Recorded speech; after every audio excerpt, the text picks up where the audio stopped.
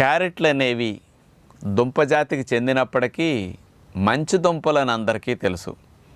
100 గ్రాముల క్యారెట్లో 48 క్యాలరీల శక్తి ఉంటుందన్నమాట.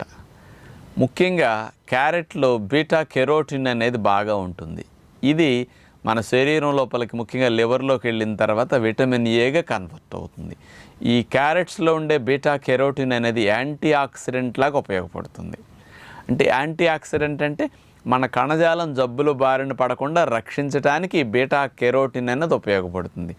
హాని కలిగించే ఫ్రీ రాడికల్స్, నూనె మరిగినప్పుడు నూనెలో దేవిన వాటిని మనం తినేటప్పుడు, మాడిన వాటిని తిన్నా, కొన్ని హాని కలిగించే కెమికల్స్ ఇట్లాంటివి తీసుకున్నప్పుడు మన లోపల ఫ్రీ రాడికల్స్ అనే హాని కలిగించే పదార్థాలు వస్తాయన్నమాట.